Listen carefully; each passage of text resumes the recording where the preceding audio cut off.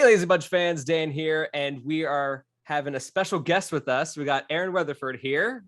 We are Hello. doing a special interview with him, talking about who he is, his composing and musical skills, his talents, and just, getting to know him a little bit. So, Aaron, do we want to start off with, how did you, get into music? How'd you start this path? How'd you get down to where you are We can now? start however you want. Okay. Well, Is that how we're doing it? yeah, that's how we're doing it. So Okay. let's start with where did you first begin your interest in music composing? Where did you first like get super into, music and all that sound stuff? So, as a kid, uh, all I wanted to do all the time was stay inside and watch Mm. movies. All I That's the wanted to do. dream. I just wanted to watch movies and live my Yeah. little baby life, and it was Mm. very rare that I went outside and played with other kids. I Yep. just wanted them That all was to me stay too. inside. I was like, let's watch Lion King together, everyone. Good Um, soundtrack right there, watching Mufasa so die every time. No. yeah, so that's kind of where the movie part started. Is I Mm. just loved movies, and I would always like reenact them, and I would memorize Yeah. all the lines as like a little teeny tiny kid. I used to do that with And Legos. I had all these then Harry Potter sets reenacted like every scene. yeah, That was and always then fun. with the music part, that came in. I don't know. I don't like saying this, but it really just is how it is. I Mm. just kind of you know, as a kid, I just sort of like kind of had a natural grasp, I guess, on Yeah. picking up an instrument and playing it. My first instrument was the drums, so It's like the movie Soul. You feel like this is your purpose, Like yeah. And so I had three like main areas of musical influence. I had my mom, and she was listening to like pop, the mm. pop of the time. One of what her what favorite, uh what what decade was that? Was that like the the 60s, early 70s? 2000s, the Early early 2000s? 2000s. Oh, yeah, okay, yeah, that's right. That's Yeah, right. the Yeah. pop of my The pop of my your. time. Yeah. Yeah. It was, like one of our favorite things to listen to was like Black Eyed Peas, Oh, and yes. I remember Classic. I remember I had some infatuation with like Christina Aguilera albums of the time. Just Yep. Christina strange, and Aguilera, like Katy and Perry. yeah, and then she also listened to some like soft rock type stuff, like Mm. Three Doors Down and Daughtry and things like Yep. that. Yep. And then I had my dad on the other complete other side of the spectrum, where it was like he would be I taking feel me to I feel school like in the morning. every like every set of parents is always like the two polar opposites with music. I don't know why. I feel like Yeah, every set of in parents are this like that. case it was because he would like take me to school in the morning and be blasting like Disturbed and just be like do do do do do do do do do do, can you feel it, do do do do do, and I'm just like, what is going on? But that's like the only You reason I arrive have to a you get to school and all the kids are like, look, there's Aaron's dad. He's here. yeah, they know who he is. That's the only reason I have appreciation for like heavy metal music now, is because like I Yeah. ended up growing up around it. So there was Yeah. that, and then I'd say the most influential part was my paps. Mm. And he was the one who got me my first drum set, and everybody thought he was crazy because they were like, "Why would you buy a 15-month old? Why would you buy that a drum set for a 15-month old? Dang, And 15 months old? Well, that's yeah, really cool though. That's a that really was when good like that was when I got my first uh, drum kit. I actually have my first drumsticks over there in my drawer. oh, really? Just a Yeah, memorabilia. You gotta keep this forever with yep. you, right? Yep. And Yep. he still has the first drum set he got me, Mm. and like all that. And so he was very influential with music, but he was more on the lines of like funk and like kind of older stuff. So like Yeah. because of him, I listened to a lot of James Brown, Michael Jackson. Oh, There's a yeah. band called Parliament. They do a lot of funk stuff. Yeah. That's really cool. He You got like a mix of everything growing up. Yeah, Everyone has something that they're interested in. I really did get like everything growing up. There was a lot of country because I live in the South. There was a lot of country being played Yeah. around me. So like, I Yep. On really the did school bus, have like, probably. yeah, and then again, even my aunt, I heard a lot of, I would hear a lot of hip hop and like R&B stuff coming from her. Yeah. And so I literally had everything, and that's kind of why I'm I'm able to jealous. listen That's to really everything awesome. now. Because that's kind of why I'm able to listen to everything now, is because it's just like that's just how I grew up, and like Yeah, you're like when open to I'm every genre and everything that's out there right now. Everything just feels like, all right, it's fresh, like it yeah, all. Yeah. and like I'll literally like I have a playlist on my Spotify full of like tiki bar music.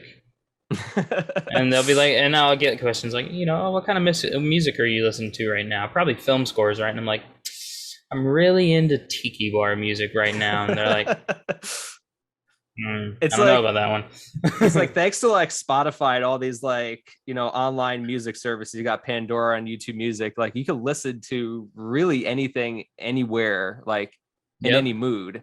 Which Yep. I feel like our parents and everyone, like they had like records and like CDs and things like that later down the line. But like I feel like the universe is so much bigger to us now for music. Like we could literally listen to anything, Yeah, anywhere. So it's not a struggle to find a music that you like. You just kind of, you just and gotta they have it search it now to and there where it like, is.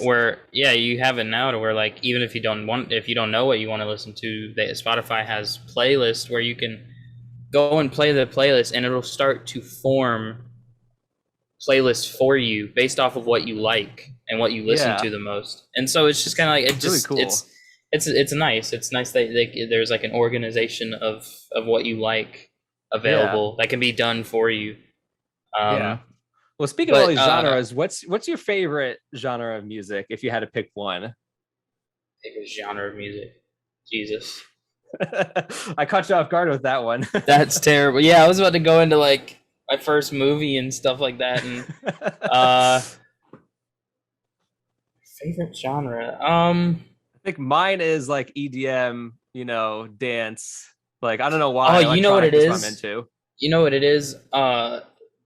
Probably like gypsy music. Gypsy That is music. my that is my Okay. favorite. That is my favorite thing in the world. Like I could listen to Yeah. that all day and be just live my life and be okay. I Any listen to that particular all the time. artist that comes to mind? What are they? What are their names? Uh, can't remember. Let me look them up real quick. Yeah. I don't think I really His know his much. first name's Django.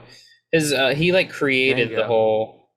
I think you've actually talked about this artist to me before. I vaguely Really? remember the name. I Yeah. mean, when you hear Django, I think of Django Fett and Django Unchained, but like, maybe that's why Django I stick with me. Reinhardt. There we go. Django Reinhardt. Django Reinhardt. He Okay. basically created the whole gypsy jazz type thing that you hear in like you hear variations of it in New Orleans. You hear it. It's Oh very yeah. prominent in a lot of the Princess and the Frog soundtrack. There's a lot Oh of it yeah. there. Kind of Yeah. That's a great like soundtrack. yeah. I could listen So to Princess and Django the Frog all day Reinhardt kind long. of created that sound. Film scores that have it heavy are the Robert Downey Jr. Sherlock Holmes. Hans Zimmer did Oh that score. yeah. It's one of I my favorite love Hans I Zimmer love that scores. soundtrack. Yeah, that's Yeah, a really good one. Like just discombobulate that just first song on the soundtrack just gets you every time. And like I yeah, instantly know what this is. yep. Whereas some of It's other Hans great. Zimmer stuff, you're like, is this Pirates or is this, It gets mixed Lion up. King? It gets it Yeah. congealed together A sometimes. little bit, yeah. Yeah. But yeah, that's Hans Zimmer Um, for you. but going back to what started it all, what really started Yeah. it all for me personally was a little movie. No one's ever really seen it. It's called The Incredibles, and Oh, I might have heard of that one. A friend of mine recommended it. I that didn't see was the it. first. That was the first movie where I really like noticed the music in a movie Mhm. and Yeah. was like, whoa. And like I was 3 when it came out, and I saw it in theaters. Oh dang. My How old was my I when grandma that and came out? grandpa my grandma and grandpa took me to go see it, and I have like Yeah. the just the little teeniest tiniest memory Mm. of seeing the main title card where it Oh like yeah. spins around. It's like Yeah. yeah, and That is a classic right I there. just remember seeing that and just being like jaw on the ground, like Yeah. just like Because I I've mean, you never think about seen early anything like this 2000s, there before. wasn't really. I mean, you had Harry Potter and you had Jurassic Park. Man, growing up in the 2000s was good for movies. But anyway, like nothing really. I mean, all of it stood out, but like Incredibles just kind of stood on its own Incredibles was soundtrack special, wise. Yeah, and because it had like soundtrack such a wise, different movie sound. wise, yeah, it's my favorite movie of all time, and it's my favorite score of all time. Yeah, And Michael Giacchino, the composer who yeah, scored that movie, and there's a question later. We'll get into this a little yeah. bit, We'll get into that. I'm but sure we'll talk about Giacchino all day long here. oh yeah, I could do that all day. He's my favorite composer, but we'll get to Yeah. that later. We'll get to that. So, on a more personal question, because I mean, we're talking about your life and your inspirations and everything. You recently came out to the machinima community and YouTube communities and everything like that, and we're super. Yes, you got all the different colors. Mm-hmm. I got not as much. I do have some stuff. I promise. But we're super happy for you. I mean, I told my wife your journey and everything like that, and she's just like, this is so awesome for him and everything, and we're glad that you came out and all that. But how does it feel to be more open about it? Does you were talking to me before, how it like feels like you've been reinvigorated with new energy, like you feel like you're fresh, but like tell me more about that. How does it feel? When I first told my mom, I was like struggling not to cry and like just struggling not to just be like, "Bah!" And I was so nervous about it. I was so nervous about it. And it wasn't because I thought she wouldn't be okay with it or anything like that. I knew she would be okay with it. Yeah. She's just that type of person. I was just nervous. I was just nervous to say anything because like I had kept quiet for so long, and it was just like, this is gonna come out of nowhere. Like I never showed any, like I never opened up like that to my mom. So like it was just like this is gonna come out of nowhere. It's definitely like it's because I mean I can only imagine how it is like coming out like that, because I mean your whole life, your parents might have seen you in this light and everything, and then now it's like, now my son has like, he has his own wants and needs and everything, and it's like he has his own like vision for his mind and like how he wants to go through life and everything, and it's like, not that it's it's a drastic change or anything like that, but it's one of those where it's like, oh, this is more personal than I would have expected. So right, yeah. And I was actually so nervous that I pulled up one of those goofy little videos. I looked up on YouTube. I was like, videos to help me come out, and I clicked on the first one. It was some goofy little video of the person who sent you this wants you to know that they are gay, and they would just point around and the words would show up. And I was like, Mom, just watch this. And I ran back in my room. And she came in the room. She's like, what are you trying to tell me? And I was like, exactly what the video said. And it's like, surprise, and she was like, well, I love you no matter what. I don't care. Like I want grandkids, man. Like where's that gonna come from? And I was like, Mom, great, awesome. And we'll figure that out. And I was like, we'll figure that out later. But yeah. And she was like, well, yeah, it's fine. Like it's whatever. I still love you. And I was like, it's just like after she said that, and after the conversation, we talked for like 2 hours after that, and just like after we were done talking, it was just like. And initially, I was like, I'm only going to tell my mom. Everybody else will just figure it out. But after I told my mom, I was like, I want to tell the world now. It was just See, that's good though. And not everybody. You gotta tell the world. You gotta let. Not everybody know. Not everybody is like that. Whenever they tell somebody, they just kind of want to. But for me personally, it was just like one of those things where it's like, I don't know. I just felt like I was free, and I felt just relieved and felt so much better, and it's interesting to like I don't know, from that's the me side of it, but from the composer musician side of it, Yeah, how does it feel to be, I out in this community? yeah. Um, I mean, nothing really changes as far as like being a composer, being in the Mm, community. Nothing really changes, but I do notice things like I notice how many people in the community are LGBTQ. I notice how mhm. many aren't LGBTQ, and I know and it just I pick up on things like that, and it's interesting to me. Yeah. Like I don't ever see I don't see very many composers that are like openly gay, Yeah, that's something you don't really and hear about. I mean, yeah, I think there are a couple like really famous ones, but none that I could really like think of. yeah.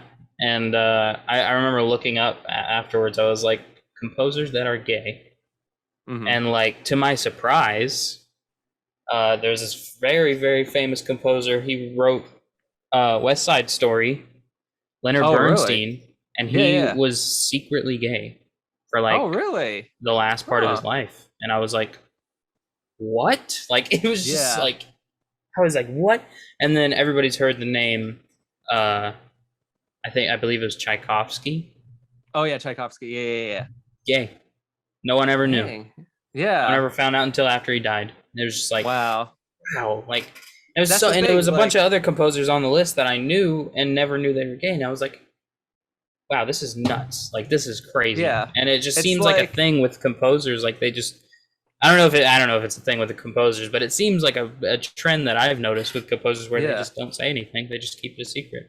And I assume see, it but was that's the because of the thing. Like, times and things, but I don't know. maybe, yeah. I don't know. But like, is that something that you'd want to keep a secret? Like, you don't like, I feel like that's something like you said, you want to tell the world, you want to let everyone know, like, Once you're out of the closet, you're out. mm, yeah. There's no hiding it. There's no going back in because once, like I've heard a lot of people say, like even my own friends, they're like, I just kind of, just I think I'll be fine.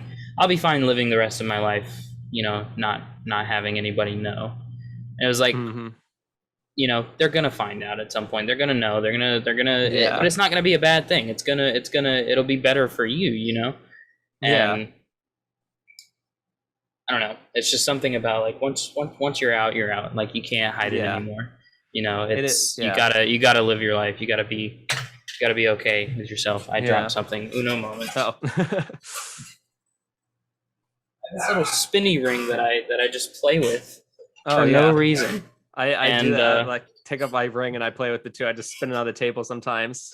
I constantly drop it, and Yeah. it's quite annoying. But Well, on that note, anyways, what advice would you give for anyone who's like in the community, who's in the LGBTQ community, who's in the closet and afraid of coming out? Like, obviously, there's some hesitation there and everything with the way the world is and mhm, everything. So, I mean, what advice would you give them if there's anyone who's hesitant about it?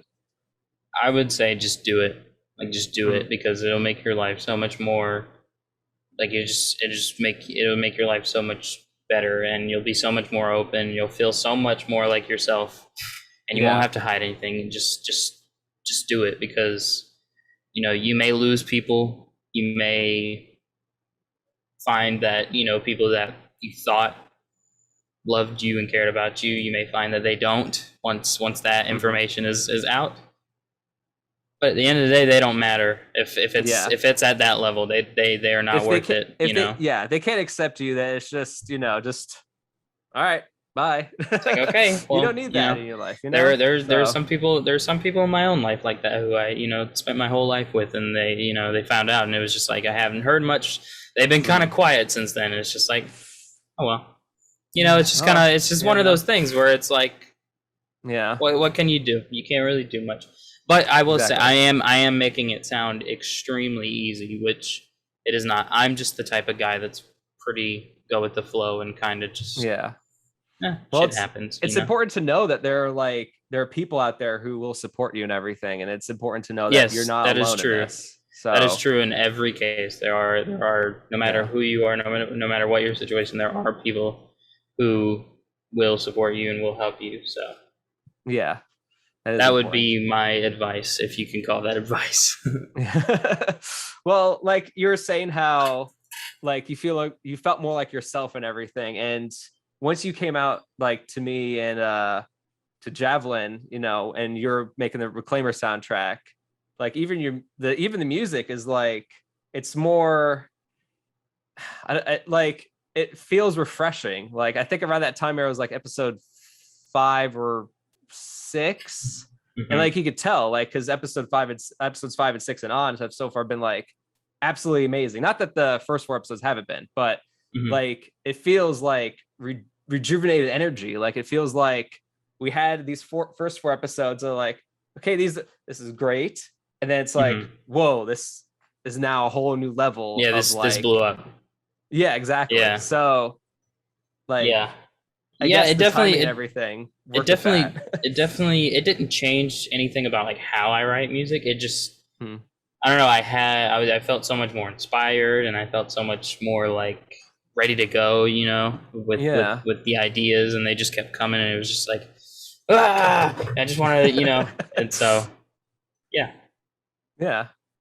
Well, let's talk about your musical inspirations. We talked about Giacchino a Oh little bit boy. ago. Yeah, here we go. Here we go. um, So Giacchino, he's your number one, right? Chiquino is my absolute favorite composer all the time, Mm. all time.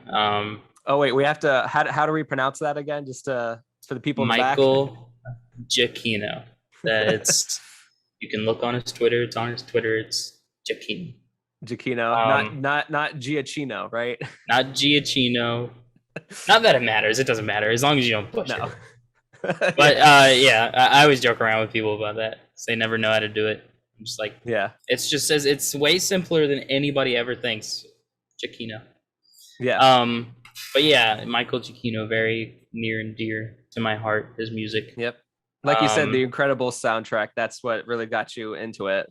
yep. And I just he has to be the best composer of our time right now, and it's He is just incredible.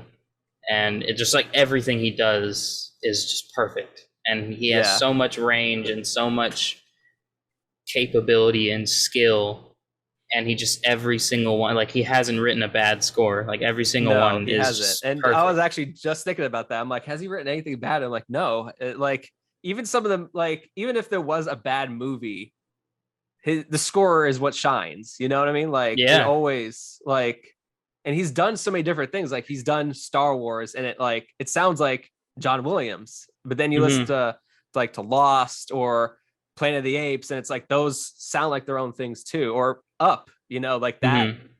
is so different from everything else. And the reason he's my favorite, there are a million billion reasons as to why he's my favorite composer, but Mm-hmm.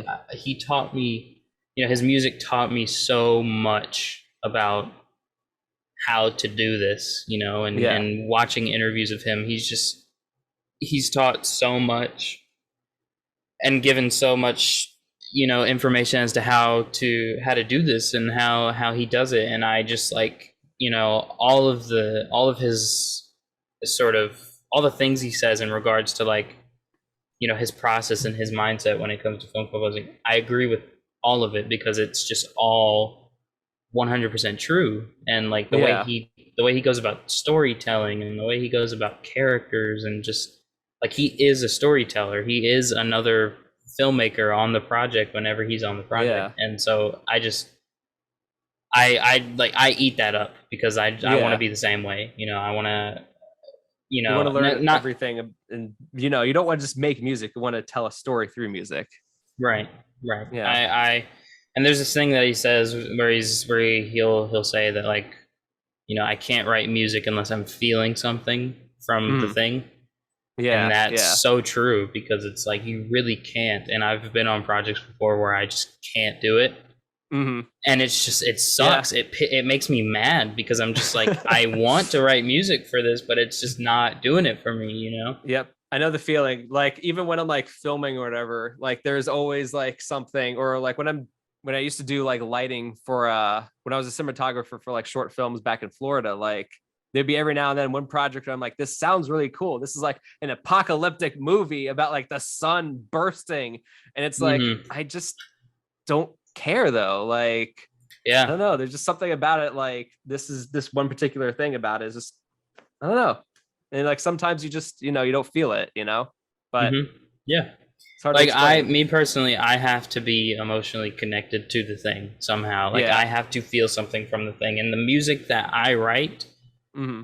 is a reflection of how I'm feeling. Like that is, it Yeah. is, it's not, all right, they should feel sad here, they should feel excited here, they should feel tense here. No, that's Yeah. when you're listening to the music, you're hearing my musical reaction to what I have Yeah. seen on the screen.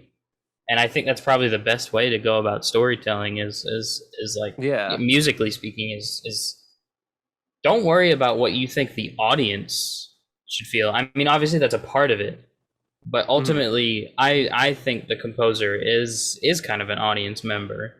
Yeah. The They're the kind of viewing it score for the first time, the score is one of those things where, the score to me is like, because when it's a good score, it's like a friend sitting next to you in the theater, Hmm. crying with you, getting Yeah. excited with you, being scared with you. Hmm. But when it's a bad Or score, like it just, Avengers Endgame cheering with you for yeah. the finale.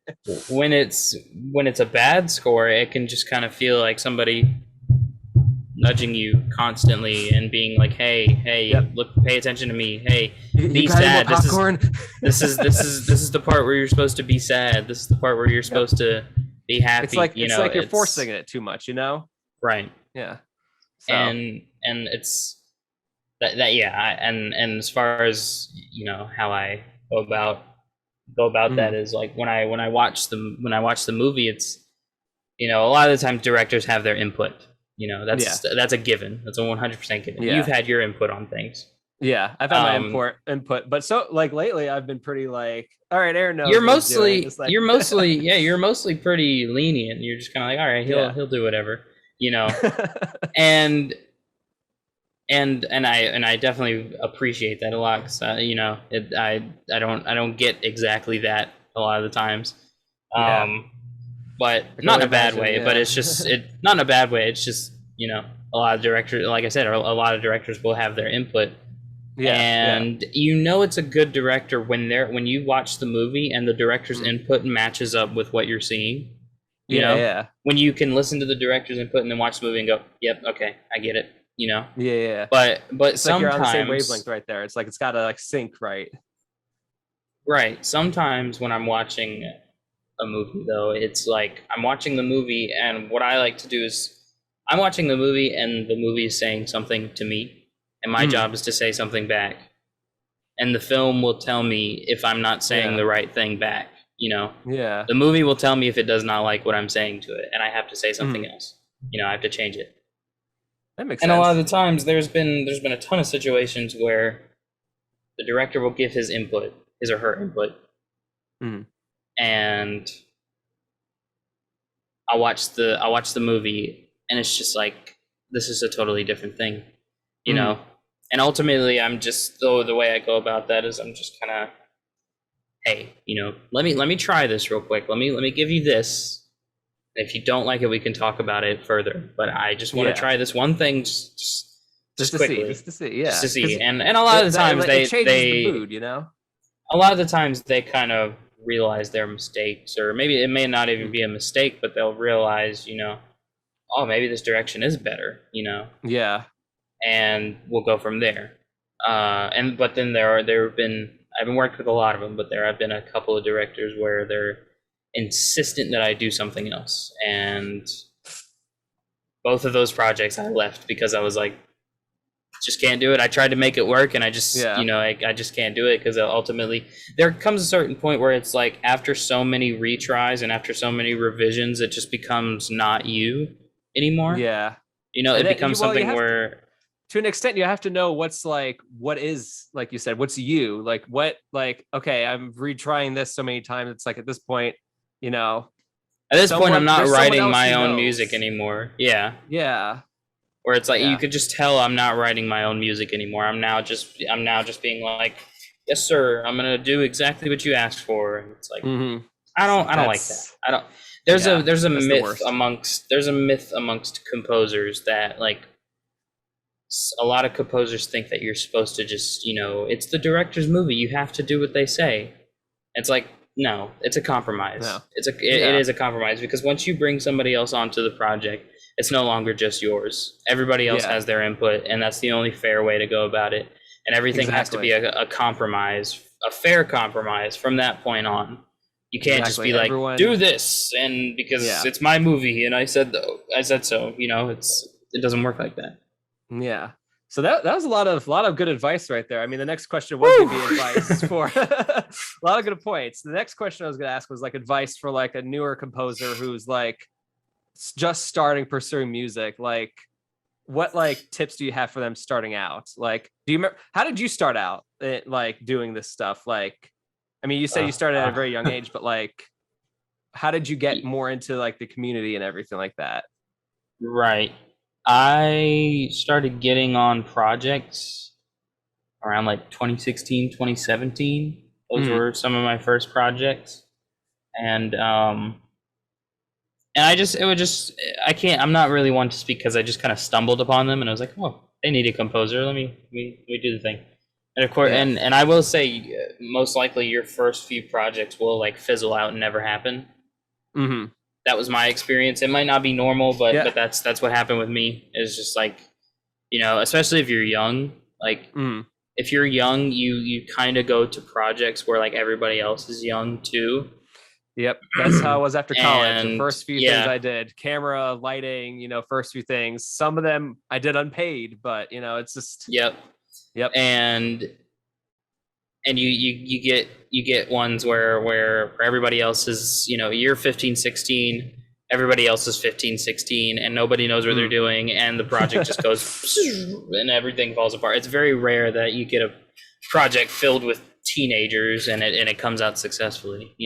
Yeah. And that's how it was for those first few projects where it was just like everything was so hard to Mm. get done, and a lot of them didn't get Yep. done because we just didn't know what we were doing. So I would say expect that, but I would also say I'm gonna say this assuming everyone knows how to all the composers that I'm speaking to know how to write music already. There's the Mm-hmm. assumption that you know how to write music already, because I can't teach you how to do that. I don't have advice for that. Yeah. But what I can say is that you know how to write music. Of course, you could take your time to get better at that. There's always time to get better at that. Go learn more about the other processes of filmmaking. Go learn more about directing. Go learn more about editing. Go learn more See, that's about good. go That's learn good. more about sound design. Go learn more about the areas that you're going to be talking to most, because then you'll know how to speak to them in their language, and you'll know how to better communicate with them more. The communication's the best, the top, It's the most important key in this and I've whole been process. and everybody's guilty of having not good communication. I've had times Yeah. where I haven't had good communication, and And I just know kind of get over it I've and had deal to, with it, yeah. you know. But yeah, go learn about all the other processes of filmmaking so that you better understand you're not just writing music for a movie. You're making a movie with other people that are making a movie. Yeah. Everyone's got their You're hand into it, all Everyone's got yeah. everyone's got opinions on what should be done and creative visions. Everyone wants to contribute. And So everybody has their vision, and everybody has their input, and everybody is doing their best in trying to make a movie. So I would say yeah. that, and then I would also say, and I'm taking this from Giacchino. Mhm. Go on the I can't remember what the website is, but it's basically I think it's the AFI like 100 best movies of all Oh time. yeah. Yeah, Like that website. like Yeah. go there and like watch all those movies. Yep. Like just Yep. like I Star I Wars admit is on there. there are some that I haven't seen yet, but I've seen Citizen most of Kane is them. on there. Star Wars is on there. Like go Yep. go Godfather, go figure Casablanca. go watch all those movies and just like and understand why they're on the AFI, the American Film Institute. Yep. Go learn why they're on the 100 best movies of all time. Exactly. And going like with an open mind, because there are some movies like even to this day, like I find a movie on there that I'm like, this is the slowest thing I've ever watched. But it's like, think about like the time period it was set in and when it came out, like The type appreciate of it for movie the that little it is. things. Yeah. Yeah. Like Citizen Kane, like it is a great classic movie. Would it put it in my personal top 5? No, but like I could appreciate what it stood for, the shots and angles, the music, the acting. Like I could appreciate everything for it, but Mm-hmm. you know, just go and like watching all those things with open mind, you know. Yep. So yeah. And I also put a little note on the music side of things. What I can say is, find what makes your music, and run with it. Yeah. Nobody ever exactly knows what exactly makes their music, but once you start to notice that you do certain things, like everybody has certain tendencies that they'll fall into, and certain things that they'll do, and certain things that they like, you know, where like a good example is like James Horner has this like danger motif that he used in like a ton of his movies, and it wasn't because you know it was a thing that he was trying to connect it through, you know, to all of his movies. It was just something that he liked. He liked the sound of he just liked that, and he just did it all the time. You know, another thing that he liked was like synthy pan flute synth sounds, where it was just like you know, and that was like in every score. It's just something he liked, you know. It didn't matter whether it fit with the movie. He just did it because he liked it. So like go find the thing that you like. Alan Silvestri, he loves the octatonic scale. He uses that all the time. That's the entire score for Back to the Future is built on the octatonic scale. Just and it just because he likes it, and it's in everything that he does. Yeah. And just find the things that you like and just run with it, because that's what makes you, and that's what makes people want to put you on their projects. Is because I want to hear what this sounds like done by Michael Giacchino. I want to hear what this will sound like. I want to hear what a noir will sound like done by John Williams. You know, like that's why they pick you. You know, yeah. So with that, all that good advice. I feel like after every question, I'm just like, jeez. Hey, that's perfect though. You know, the more advice you can give to people, the better. So I like to talk. I like to ramble. That's okay. That's okay. I do that too sometimes, but then every now and then I'm like, okay, I have to stop. I have to make myself stop. No, you're good though. You're good. So for Reclaimer, we kind of reached out to you. I think it was after Lineage, or I think it was Lineage, or because it was called Lineage. Yeah, after that project you did with Ascend Hyperion, we reached out to you because we really loved the soundtrack and everything. But when we pitched Reclaimer to you, what about it made you excited for it? Like when someone comes to you with a project, like what excites you the most? Like obviously, I mean the story, but like what pulls you into a project? That's the biggest thing, is like the story and the characters and the people. The people have to be good people. You know, I can't work with shitty people. Excuse my language. I hope I can say bad words. I'm surprised I haven't said a ton already. But yeah, I can't work with. YouTube will find it. I can't work with bad people or people that aren't nice to work with. I have to work with good people. And no, I feel you. There's like an energy to certain people, and it's like if there's negativity or I don't know, you just get a vibe, and if there's not a good vibe, it's like I don't really want to. I don't know. Not to say that I'm going to bail on like something like that, but it's like you kind of. It's like you just brings can't you down. Yeah, it brings the morale down, and you just can't do it. Yeah. With Reclaimer, when it initially got brought to me, it was the fact that it was a series. I never exactly done a series before up to that point, I don't believe. Yeah. And so it was the fact that it was a series and it was like a long form version of storytelling. Yeah, that I could. It's basically like a really long movie. Right. And so it was like, oh, there's more of an opportunity to develop themes and do all these things and like set things up musically and do what I like to call musical world building and I love that type of stuff. You've done So a lot of that too for this. that's initially what I did, or what I had in mind for or when I got approached with Reclaimer. But it was also the characters, like Chloe. Like Chloe was an interesting character to me, and we'll listen to her theme here shortly, and you can kind of see.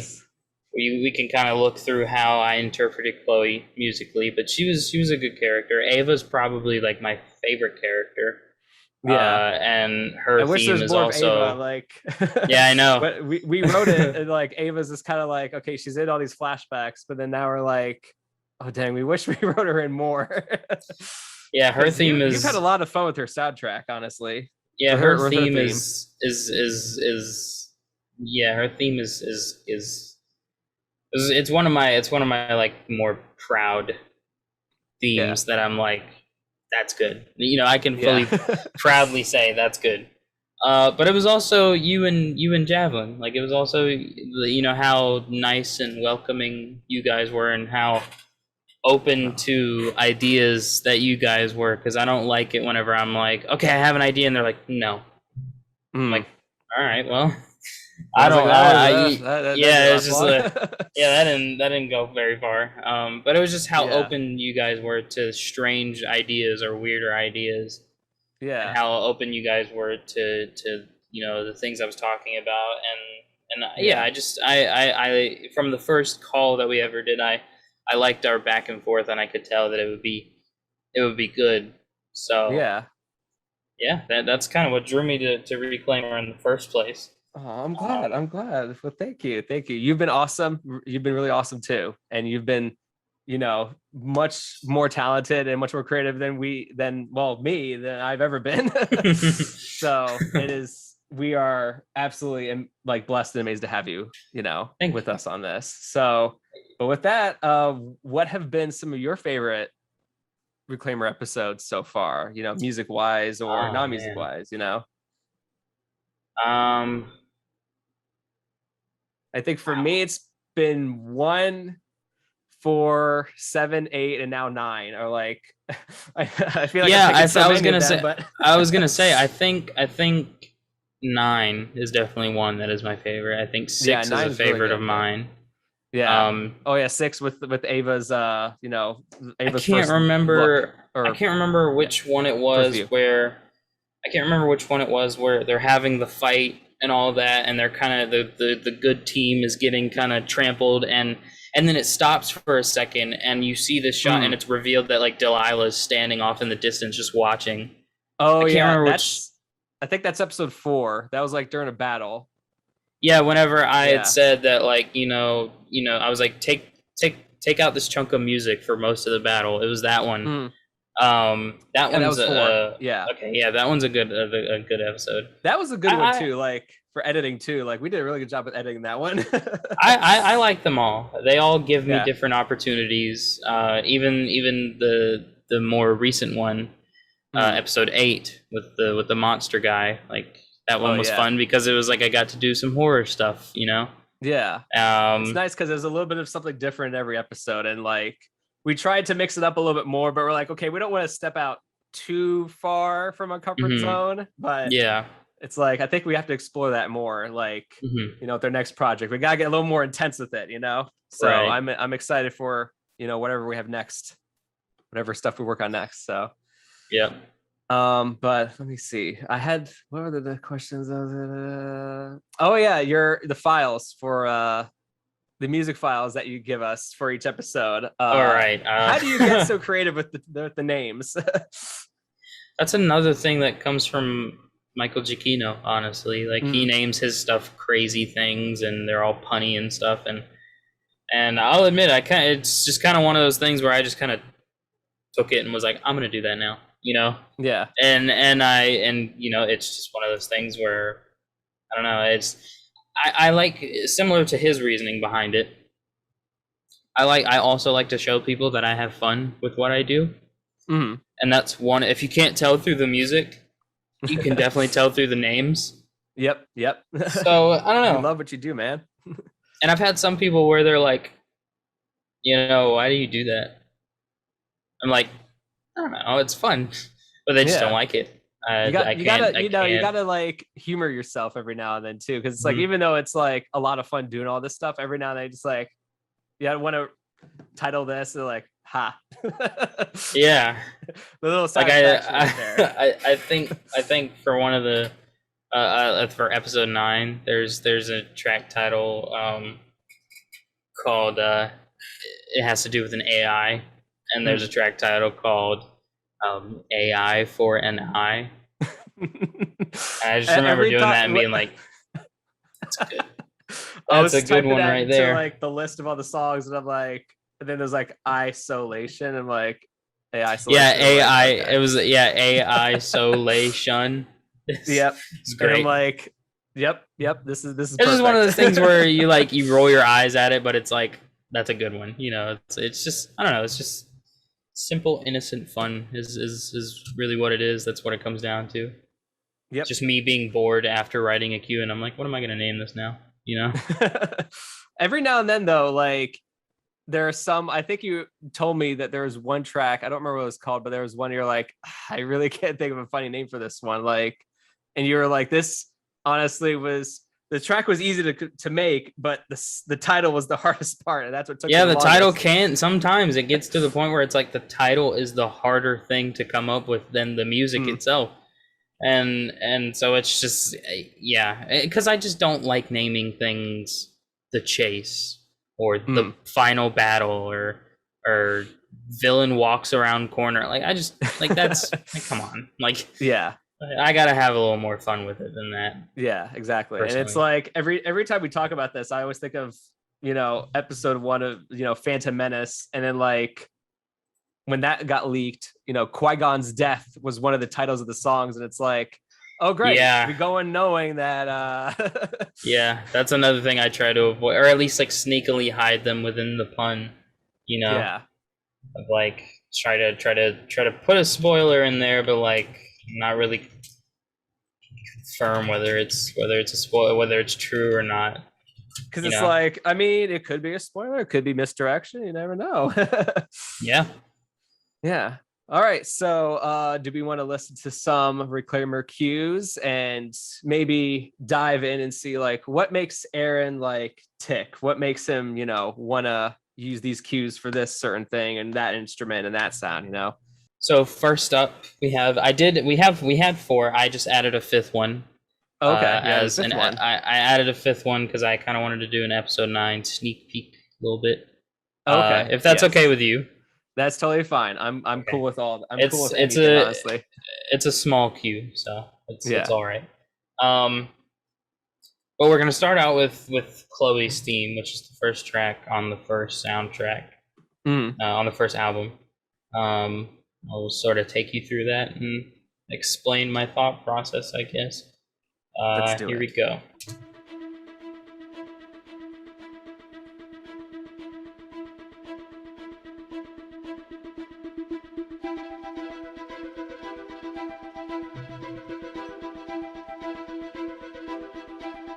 I feel So like that first there that's the first idea in the whole thing is yeah. that appears throughout the whole rest of the score, and then here comes her actual main theme.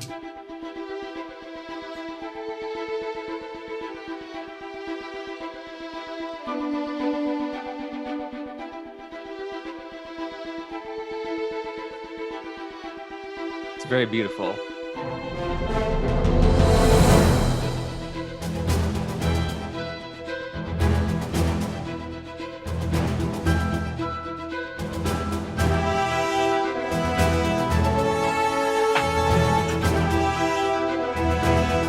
I love how it like has this superhero like feel to it. Yeah.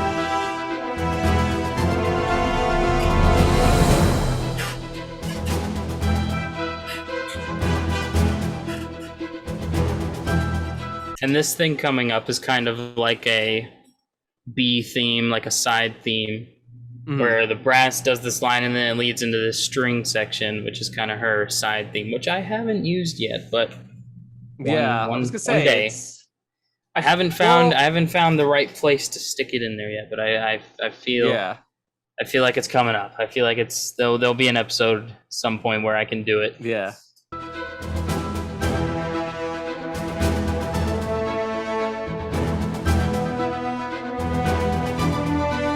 That day will come. Oh yeah, yeah.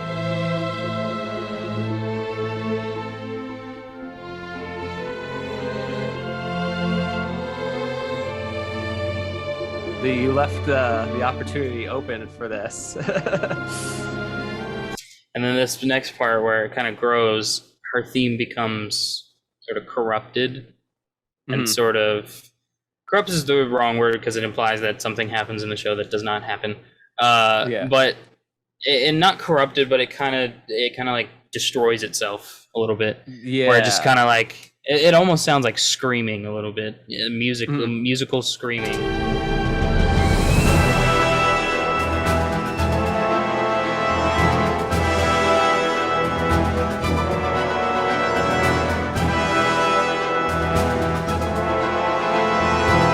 Shows that she has like another side.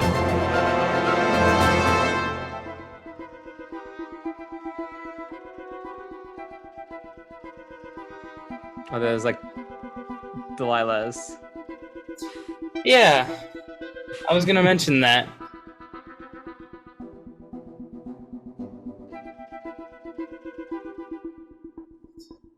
And so that I'm glad you picked up on that because I was going to say that is an early version of Delilah's theme that kind of whittled away after the first couple episodes, and it became something different. Yeah, because that was very prominent in the first episode, and then. And if you actually listen closely in the string section here, you can hear that.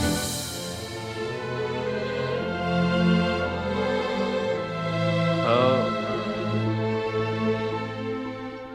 You can hear it. Yeah. See, that's Music 101, folks. You know, having little subtle, you know, motifs and themes under all these layers, you know? That's what does the storytelling is this right here is like when you have one theme playing with another theme kind of below it, that says something. Like that means something. Like people, like composers don't just do that, you know, for willy-nilly because it's cool. Like they do it because it means something. Like this implies something, you know, this, you know, depending on how you interpret it, this could very well mean like Delilah getting inside of Chloe's head, you know? Yeah, exactly. Just ever so subtly. You know, and it just things like that, that's what does the storytelling, you know? You have to think about things like that. You have to. And the thing about like music, it's like a lot of things that you don't pick on are just like subconscious things. And like you may not have noticed that certain cue, but like subconsciously you're like, something sounds off. I don't know what it is. But like, it like changes your perspective on it. So but I remember watching this thing about Michael Giacchino and how he's like when he scores a song, like when he's making the score, he doesn't like make the entire track. He makes like a few notes, and then he just like uses that as like that character's theme. Like if you listen to Up, it's like dun dun dun dun, and like that just plays throughout. So I think I see what you're saying. A little bit of that too. Yeah, I see what you're saying. Yeah, he kind of he actually said that like he likes to take whenever he's trying to come up with a theme, he likes to, you know, beg the question, you know, what is the chord or the sound that is going to sum up my feelings about this character or this story. Yeah. And with Up, I wish I had something up here to play the chord, but with Up, it's it's you know, it's that really sad like major minor thing happening. And it just there's something about that just kind of pulls at you, you know. It's the same thing here. I do a similar thing where it's just like that first idea. That was the first thing that happened when I knew it was. Whenever I knew it was going in the right direction, the first thing I heard was that.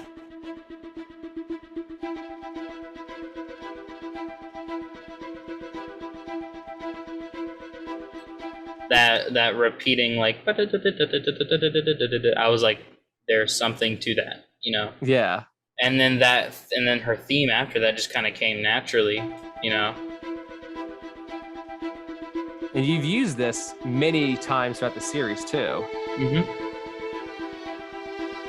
So I think that's the key to every good theme, is that like when it just sounds like it came naturally, and it's just so effortless, and it was like it's Yeah. been that it was like that from the beginning. That's the goal, that's the goal. Yeah. You don't want a theme that sounds like you crafted it or manufactured it. You want it to sound like it just was meant to be like that the whole time, Yeah, So that's a good point, something that like fits, So what's the next one? Is it next one even is before the briefing? it's Ava's Or first view. oh, Ava's first view. That's a good This one. is Yeah. probably my favorite moment so far in Reclaimer, because it's just, Yeah. I don't know. I like it when movies take the time to have a small moment that means so much. Mm. And that moment to me is like a baby seeing the world for the first time. They're just like, Yeah. or a baby laying on grass for the first time. They're just like, what is this? And they're just like, oh my God. And that's kind of what I captured with Ava. I just kind of wanted to capture like a childlike innocence. And in this scene, Yeah. it's like the overwhelming thing of like she's seeing space for the first time. She's known nothing but a room her whole life, Yep. And to see space for the first time, she's just like, oh my God, like there's so much more to this world than just that room, Yep. There's so much more to it. It's something bigger than you. You know what I mean? Like, yeah, there's something bigger than you, and it's just, so I'll play through it, and you'll actually hear, interestingly enough, you'll hear whenever it gets big and it kind of explodes, you'll hear Ava's theme with Chloe's theme on top of it, or Chloe's little. You'll hear it on top of it. Yeah. So, I remember that. Oh, I just played all of them at the same time. Awesome. There we go. That would be interesting to listen to, every single score. So this piano idea is a little bit of her motif. Yeah. I love the piano.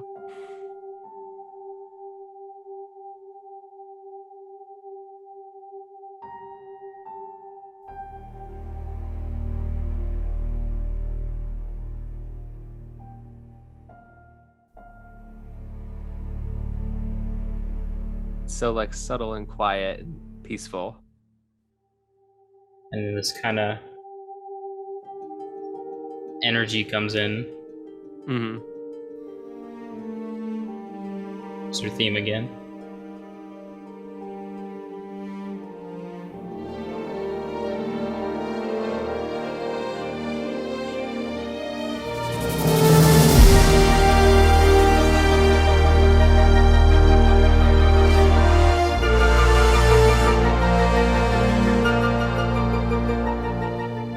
It's so beautiful,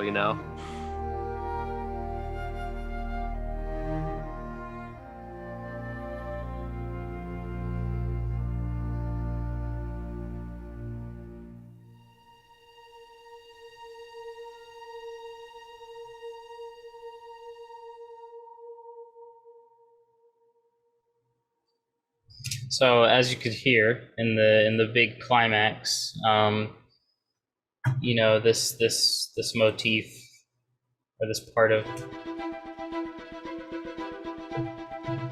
that little flute thing going on, that repeating ostinato, you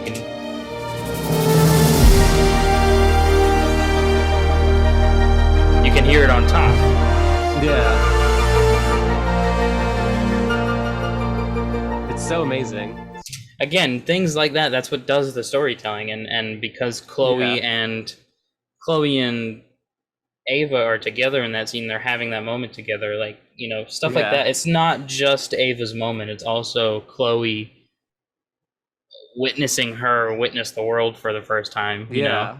And Reclaimers, I mean, it's all about Chloe trying to find Ava again, right the wrongs that she made. And for that moment, it's like, I mean, it's a flashback, but it's one of those that like you watch and you're like, this is Chloe and Ava's moment. Like this is why they care so much about each other. Like I don't know, just to Right. sum it up in like one scene, it's Yeah. it's amazing. And it's Yeah. funny, I actually had my wife listen to this piece recently, and she was like, this composer of yours, does he have like a whole like orchestra with him? And I'm like, I mean, he might, he's really good. It's all sample libraries, but they're very good sample Yeah. libraries, and they make my Yeah. music sound like a real orchestra. And Mhm. I've worked for so long to find the right libraries and the right sound to make my stuff sound real and convincing, because I find that like when your stuff sounds MIDI and Mhm. your mock-ups don't sound great, and that's what you have to use. You're not recording with a live orchestra afterwards. It's just the mock-ups. It takes you out of it a little bit. Yep. Because people know what people know what an orchestra sounds like. They might not think that they do, but subconsciously they do. Yeah. And so when they know that it's not real, they really know it, and it sticks out a lot. It does. Yeah. I've had that happen. Like, you go in the YouTube sample library, and there are some really good pieces on there, but every now and then you get to one and you're like, this doesn't sound like right. Or like, Right, yeah. yeah. And so there's, yeah. they're very helpful because you can just have these sample library developers are really like, props to them, because it's not an easy job to go to a string section and record the whole string section, and then be able to, you have to lay that out. You have to lay out the first violins on a keyboard. You have to lay out the second violins on a keyboard. You have to take the transitions between notes. Yep. And make sure that those are right, so that those sound convincing, because it doesn't just go from one note to the next. There's a transition involved in that, Yeah. So it's a lot of work to go into the library to make it sound real, because they record the real things, but you'd be surprised how many times they record the real thing, and in the recordings it sounds great. They record it in one note at a time, and it sounds great.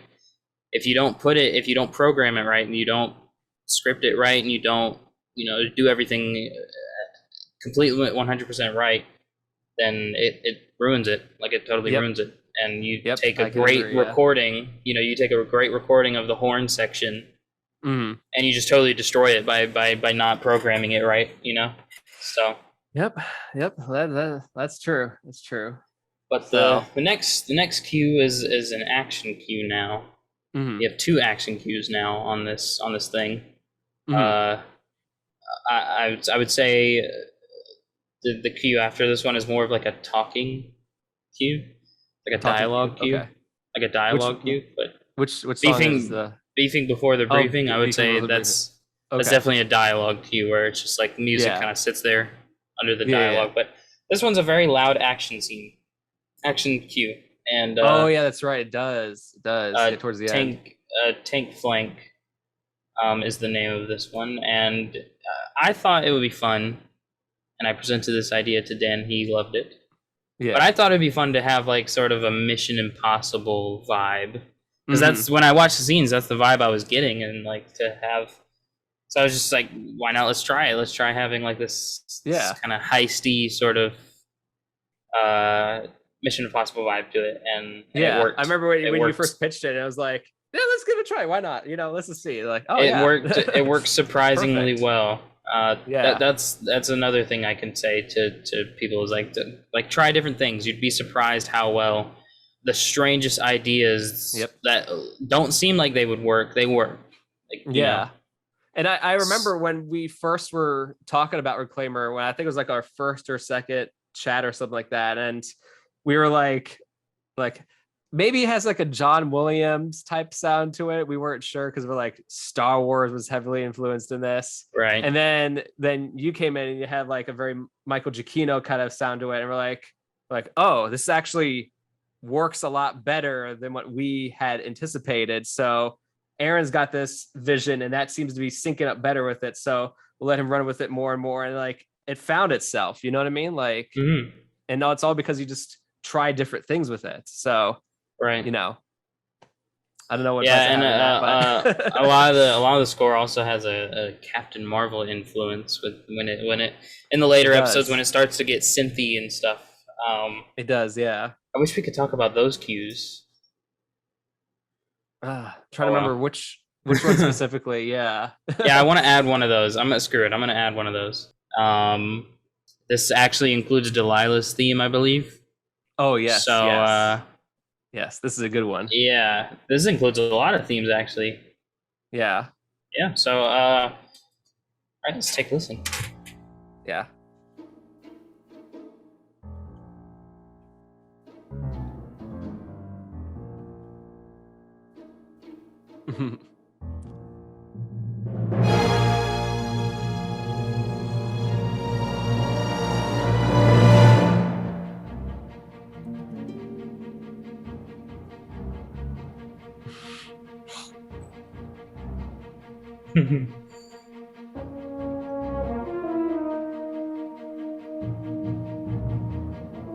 Very efficient, possibly.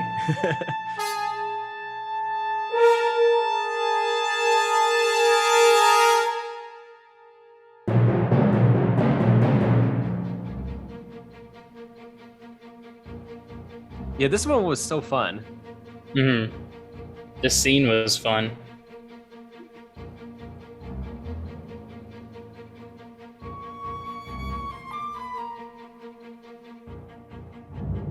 Oh yeah, because they're sneaking like around the back.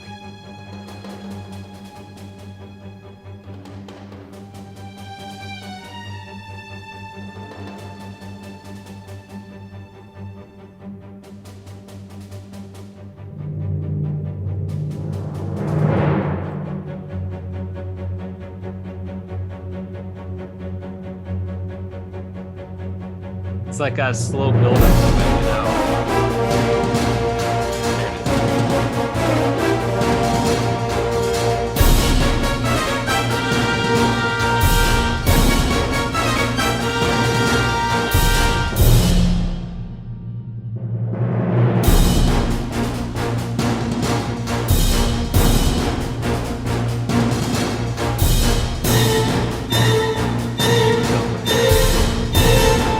Yeah.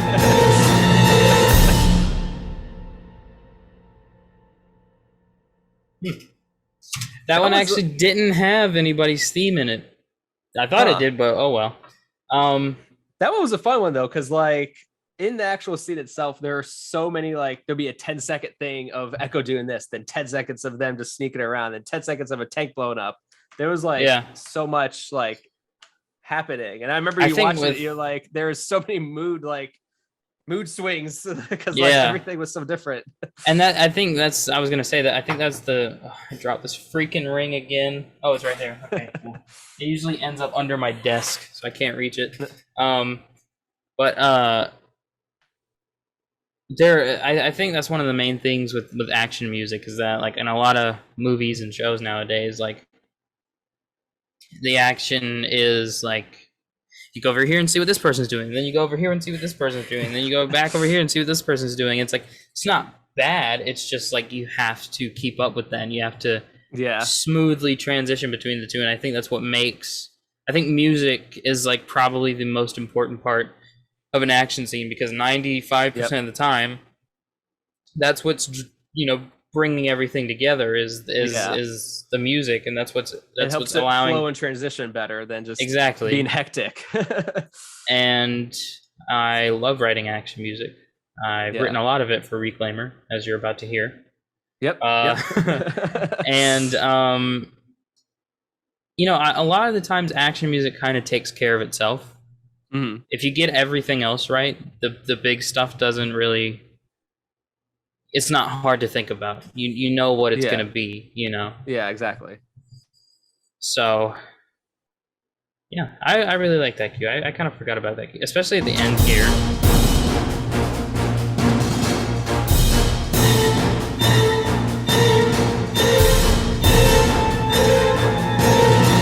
Like that. Yeah. Since this is a Halo machinima, it's worth pointing out that I don't know. Do you know the Halo soundtrack very well? I do.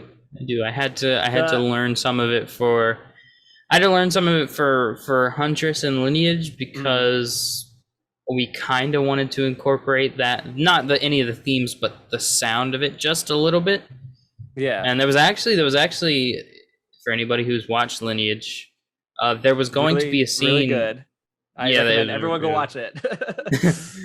there was going to be a scene initially where Naomi. It was after the scene between her and Greg, where they're like, she's like, "I'm Naomi, I swear," and he's like, "No, you're not," and they like almost shoot each other. Mhm. They almost start fighting, and there was going to be a scene where she like basically takes him down and then flies out the window into space, and Mhm. we were going to, for that scene, we were gonna kind of tip the hat to the Halo theme because there's gonna be this wide shot of like the ship with a planet behind it, and Oh yeah. You could just see Naomi's little silhouette go, and so we were gonna pay homage, use that as an opportunity to be like, okay, Halo theme, Yep. Yep. but we never did it, and I wrote the cue and everything, and it never went through because it was just kind of distracting, you know. Yeah. Yeah. Um, But yeah, surprisingly, all of the Halo machinimas that I've done, not one of them are focused on the Halo storyline Yeah. or have any need to reference the Halo soundtrack. So I Yeah. haven't had to That's what I'm do trying. I don't much. want to. I don't want like I think we've acknowledged in like all of our Halo missions, we've acknowledged to some extent that we're in the Halo universe, but just kind of like here's that universe, and we're just like over here. Like we have no influence on that. They have no influence on us. But it's just like the UNSC, the Covenant. We acknowledge that they exist, but what I was gonna say is the end of Tank Flight kind of reminds me. Maybe it's because the instruments a little bit of the Flood theme, just a tiny bit. Very I can see that. high Yeah. string, sound. So Yeah, I can see that's that. that's Yeah. what I was thinking of. Yeah. Yeah, I haven't listened to any of the Halo scores in a long time. My favorite Halo score is probably Halo Reach, though, if I had to pick one. Oh yeah, it's Halo that one. Reaches is Oof, just, yeah, it's a it's really great soundtrack. because it's not focused on being big and loud and all that. It's like Yeah. quite an intimate score, Hmm. for the contents of the story. Um, Yeah. but anyways, this next one is called Briefing Before the Briefing, and as I said, it's a Very clever dialogue title. scene. So it's a dialogue scene, so everything's kind of quiet. But Yeah. I think you'll get to hear some themes in here, possibly. I think I know you'll get. yeah. I think Chloe's like little. I think that's in there. Let's Yeah. find out.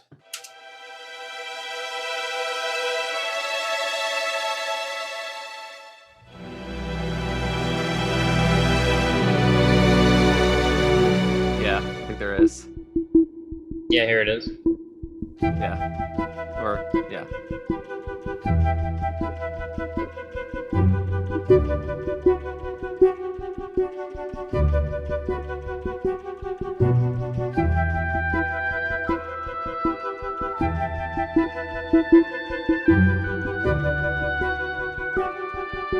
It like it.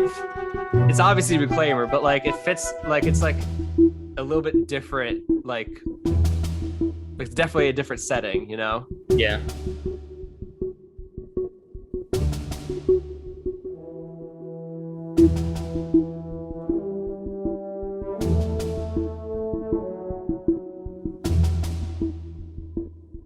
And as I said, the dialogue is happening under all of this. Yeah. So the music just doesn't do much because it's just kind of like it's supporting the scene. It's not the center of attention. Yeah. And I like that subtle horn you had there because I think Captain Dawson appeared when that horn came up, so that's kind of like her sound. Mm-hmm. A little more militaristic with the drums and everything.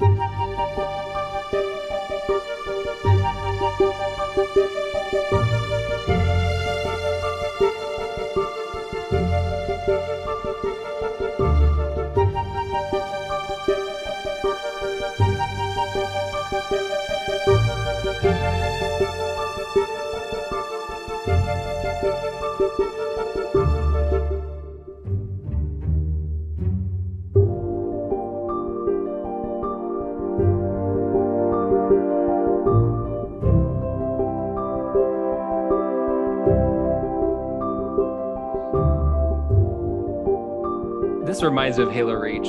This is where we're just talking about it. Mm-hmm.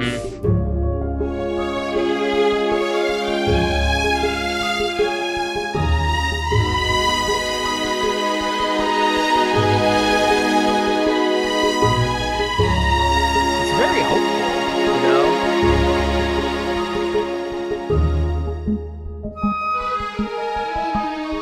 Ah, I really like that part. Mm-hmm.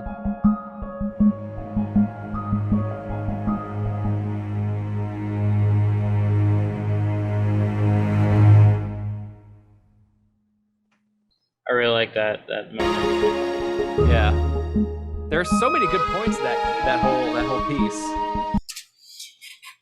But then again, this is a dialogue score. Like, you know, this is kind of a good example of like when you're scoring something that has a ton of dialogue in it and it needs music, it needs to not be distracting at all. Like that is the goal, especially with dialogue cues. It's like it can't be distracting, or else you've shown yourself too much. That's actually kind of the whole thing with film scoring, is that, you know, half the time it's like, you know, you're there, but you're not there to be noticed. You're there to support. Yeah, that's a good point. But then the other half of the time, like with Ava's first view, you are there to be noticed.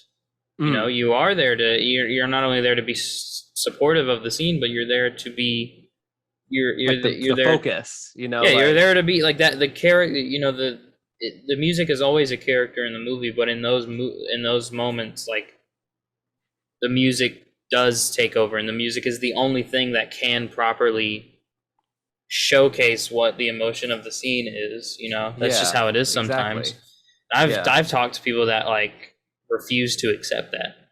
They don't think that music is ever that important, and I'm like, literally watch like, Star Wars, and like literally watch Star Wars, and the first minute and a half will prove you wrong instantaneously. Where it's like, take that out, and like you just have, it's boring. You just have nothing, you know.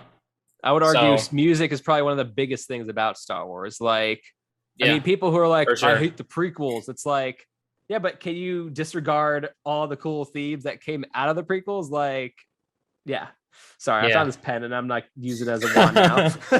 You're just kind of like using it as a pointing stick. Yeah. Listen to the Star Wars soundtrack. Enjoy it. The next cue is Echo and Response. This is one of the more Captain Marvel-y inspired ones, where there's a ton of crazy percussion and crazy synth stuff, and it's kind of wild. It's kind of out there. I can't remember if there are any themes in here. Maybe I think there's at least like some. There's something in there. Something, yeah. We tried to find cues that like had stuff like that in there, so that we could be able to be like, and this means this, you know. Yeah. Talk about it in depth. But this is what it sounds like.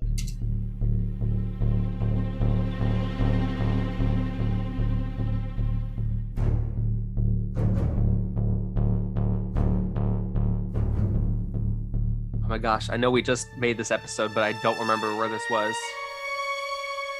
I don't either. I don't either. I don't know why.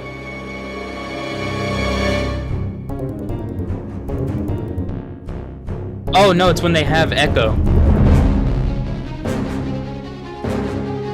Oh yeah. It's when they've captured Echo and they're trying to get her back. Yeah, that's right. Yeah. Okay, I remember that now.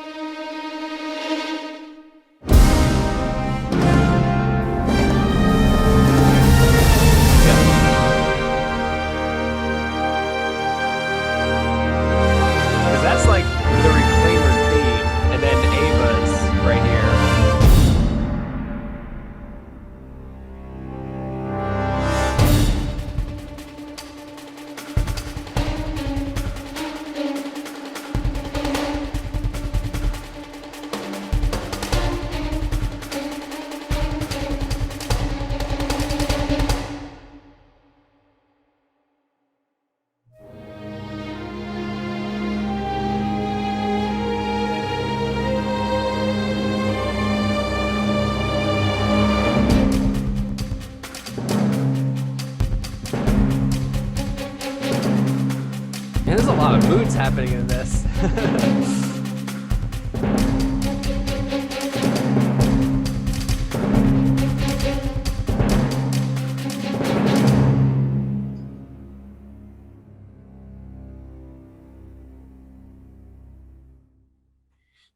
So there was There's some a lot of themes that in one. there.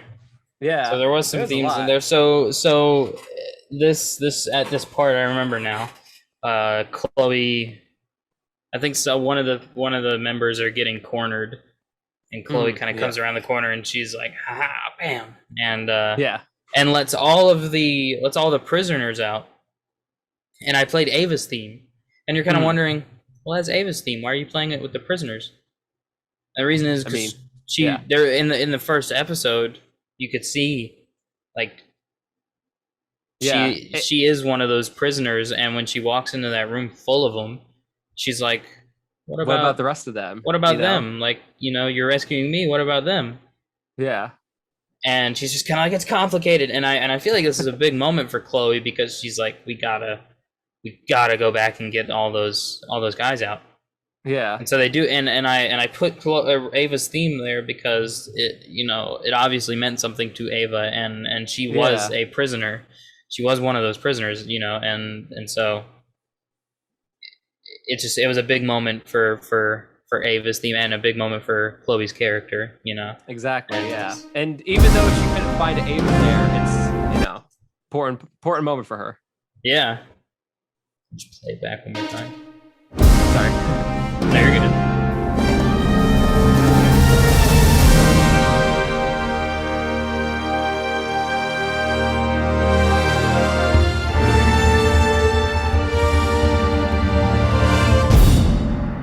And then I love this part when they're out. They're out and they kind of look at the guys, and then they put their guns up. They put their guns up, and it's just like, oh shit. I like that moment. Every guard in that room was just like, crap, I know exactly what's about to happen. Yeah.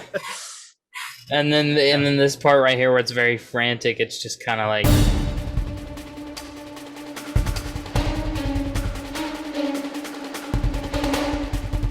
has a couple of the same instruments from Tank Blank a little bit, so kind of fits with it.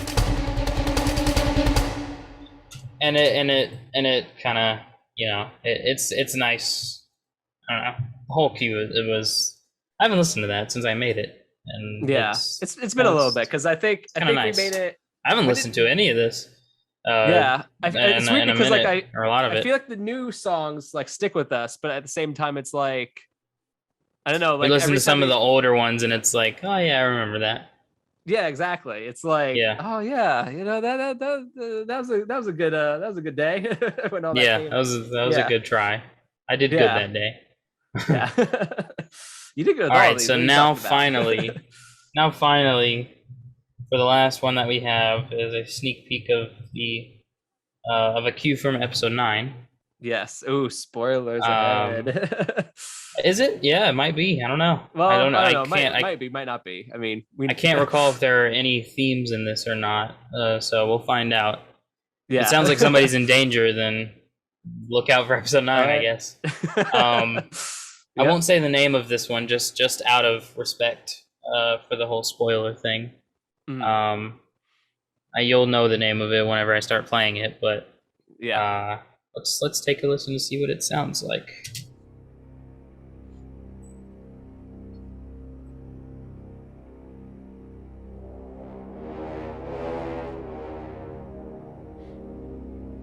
Mm-hmm. Yep.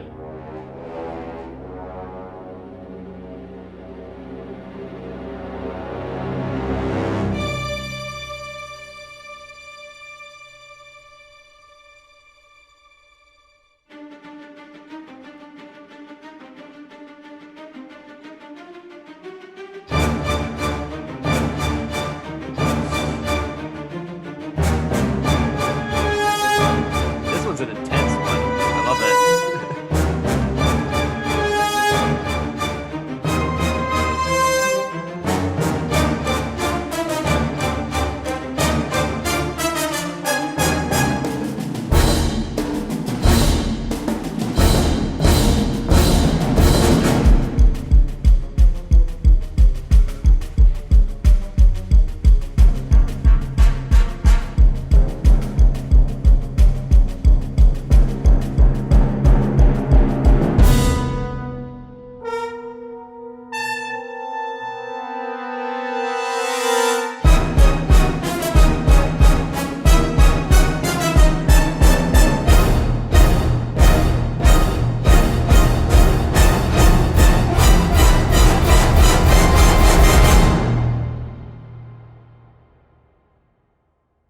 one's crazy. That's probably one of my favorite Yeah. recent ones because of that ending.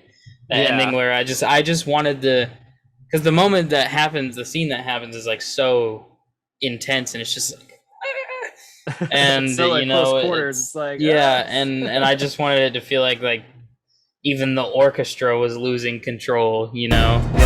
Yeah.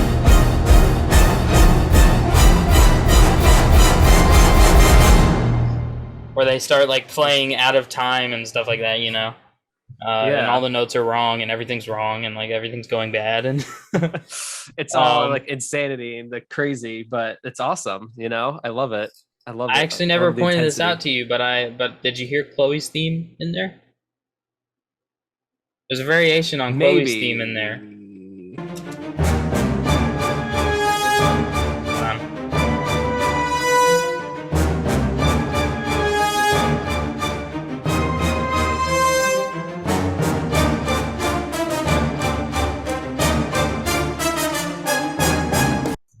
There was.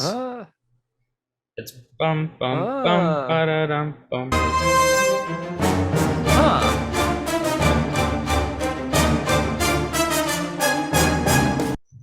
Just as reference to what Chloe's theme is. See, like I like this sounds familiar. I know this, but yeah, it's well.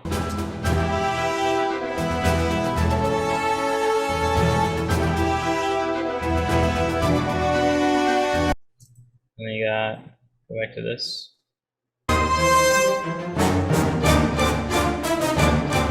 It's very quick. It passes by very fast, and it's just kind of like. But it's like those little subtle things are like what you're talking about. Like that's what makes it. That's what tells the story. Yeah, layers to it. Yeah, it's like an ogre with onions. There's layers to it, you know. Yeah.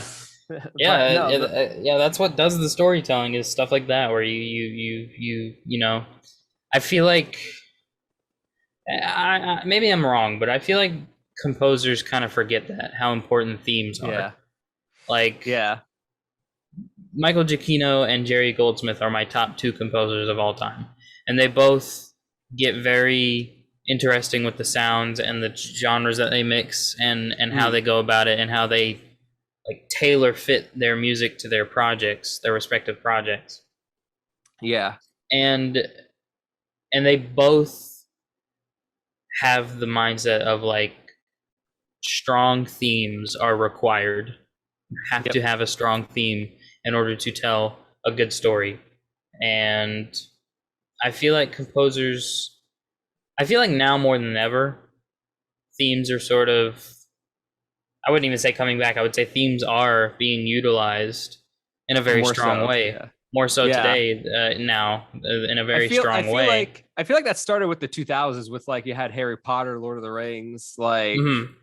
And then around like 2010, 2008, 2010, it died out a little bit. Oh, yeah. Where you just kind of had electronic scores that sounded cool, but there wasn't anything thematic to carry it. And there was a Oblivion is one that I kind of think about, but I mean, it's a great soundtrack. It's just, I know what you mean. Yeah. There's a myth that has kind of infected the composer community where people seem to think that like you can't have an electronic score that has a strong theme. You totally can. You can have a 100% electronic score that has strong thematic material in it. Yeah, you know. What about Tron? Tron is literally the perfect example, where it's like damn near 100% electronic, and like it's beautiful. It's a super memorable, singable, hummable score, and that doesn't necessarily mean play that derezzed on a full blast every day. It doesn't mean that every theme you write for every project has to be like this big, long, lush, thematic, memorable like tune. Yeah. But like strong themes are necessary to tell a good story, and you can do it in any genre, in any medium. But that's one of the things that I feel like even when composers have strong themes, they don't utilize them enough. Like doing things like that is like that's what tells the story is your use of those characters' themes. Yeah, exactly. So Yeah, Yeah. we've run out of So cues. we've Let's run out of listen to them cues. all at the same time. Let's see. I'm just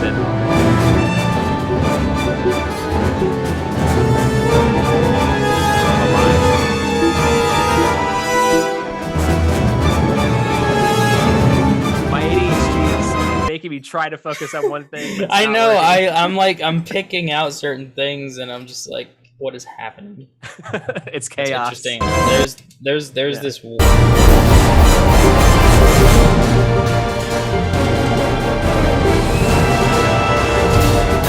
There's so much.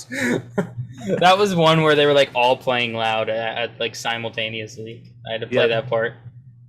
It's like one of those like when an artist does, it's like they have the same highs and lows at the same points of a song, or like not to compare that to a Pitbull song, but like Pitbull's music is always like the same. Like here's the featuring artist, here's yeah, this you thing. could Yeah. you could put them all on top of each other, and they would just line up. Yep. It Yep. would it would it would it would turn into one conglomerate song. Yep. But But that's that. Yeah. we've unfortunately run out of cues, and I think we've run out of cues. questions. Well, I got two more. So Okay. this next one is this the show's not yet finished.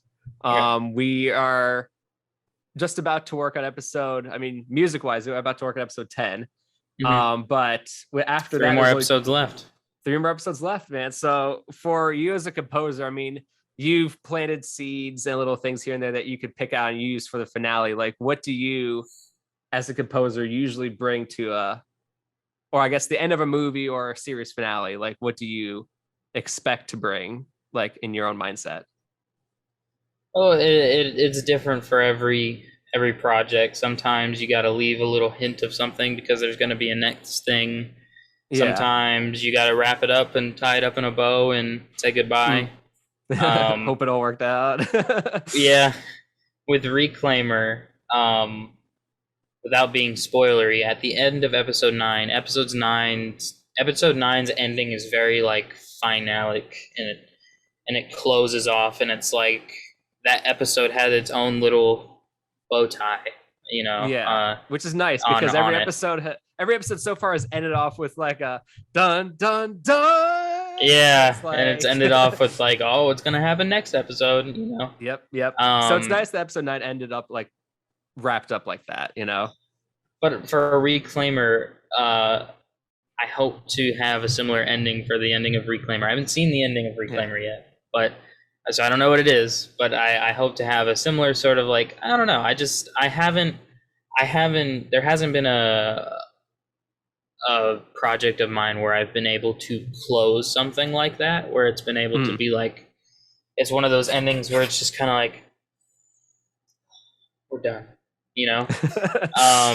So I don't know what's in store for the ending of Reclaimer, but and even if it isn't, have to find out. if it isn't one of those endings, then oh well. But that just means more work for you later on, you know. More shows to do. Yeah, and which, speaking of, the next question seems to be about the future. Yeah. So I can see. I have it written down. So like you're super talented, creative, and you're awesome. So I mean, we're gonna be working probably till the end of time together. I hope so. Making movies and everything, Oh, great to work with. Dude, can't wait till we make a live action movie together. Yes, I've actually been like the past few months been really like I need to do something live action based because I had like sitting in a room with like 4 controllers and sometimes 8 controllers using my feet. I'm like, it'd be nice if I had like a person here, like have this face expression, you know what I mean? Like just like one-on-one kind of. But man, yeah, we're gonna be hopefully making millions one day. Doing this, doing this till the end of time. So, but I mean, we have future projects. I don't want to announce anything just yet. I plan on making an announcement video soon for Lazy Bunch, and I think some people kind of have some ideas of what we might be doing next. I'm not one of those people. I have no clue. I know nothing. Well, Reclaimer, there is you have Anderson, you still haven't really All right, encountered yeah. him. So I mean, it's a good thing you have Anderson a really, miniseries. yeah. Let's go. Let's just leave it. I'll just put it this way: you have a very solid theme for him, and thankfully you do. So All we'll leave it right, at awesome. that. All right, cool. Yeah. So, but I was yeah. just saying So the other day. I wanted to do more with his theme, and I wish he was around more. And Dan yeah. was like, "Well, unfortunate." Wink. It's like, not today, but maybe tomorrow. Yeah. But yeah, so I guess this brings us to almost a conclusion. But I mean, to kind of wrap things back up, I mean, we know more about you, we know about Reclaimer, we know about your projects and everything. And I guess to kind of wrap things up and end things off, do you have any other advice for new composers, for anyone who is, just getting started? Maybe they're like, oh, I'm really good at music, but like, I don't really know what to do next. Do I just start making music? Do I just start going with it? Or do I find a project to work on? Like, I would say, yeah. That's how I got into it. I just was like, let's do it, and it got me, being a film composer is it's a daisy chain of events. yeah, You work on one project, it releases, and boom, you've formed, hopefully, I'm assuming that the project went well and you've formed a relationship with the people on that project. You're most likely going to work on the next project with them. yep. And then due to that project's release, one of their friends hears about it and they're like, well, I'm doing a project, I need a composer. So you get with them, and then they know somebody. And then somebody random off the internet, comes in and is like, hey, I need a composer. Can I get in contact with him or her or them? And it's a daisy chain of events that leads from one thing to the next.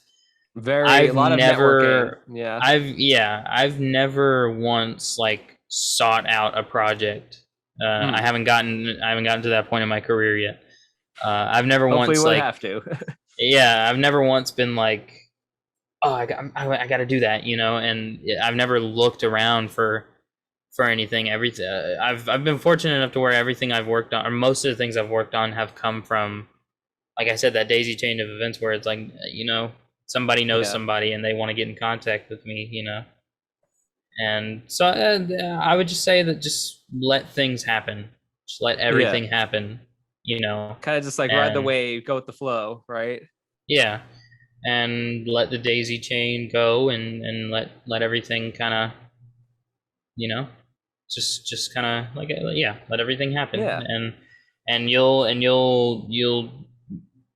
get somewhere, you'll get places, you'll eventually, and I think it's really cool because, this is not one of those things where you need to go to university and get a degree and have all that in order to do. They don't care about that. They just, just want people to make things, If you're good at what you do, that's all that really matters. Like, right. It's an art form. It's subjective. It's one of those things where, like, if you're good at, being creative in different ways and you're able to adapt, then you're set.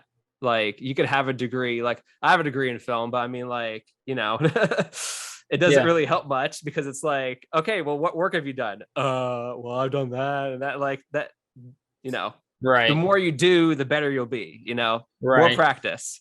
Yeah. And it's just one of those things. I think another a way that a composer can sort of get into the business is similar to what I've done with Dan here. I've found someone that wants to take me along with them in their journey, and so you kind of get with that person, and you become their little wingman, and they're like, you're scoring everything that I'm doing, and that's just kind of how it is. And if Dan were to get a call tomorrow from Marvel and be like, I want you to do the new Avengers, because man, that's quite a dream right there. because I am the guy that Dan goes to for music, he's gonna naturally be like, Okay, well, you're scoring the new Avengers now, I guess, because Yep. you know Yep. I'm I'm gonna make bringing it Aaron along happen. with me. Yeah. So that's another way that composers can kind of get in with everything Yeah. is, make good relationships with people, make Exactly. friends, Yeah. Yeah.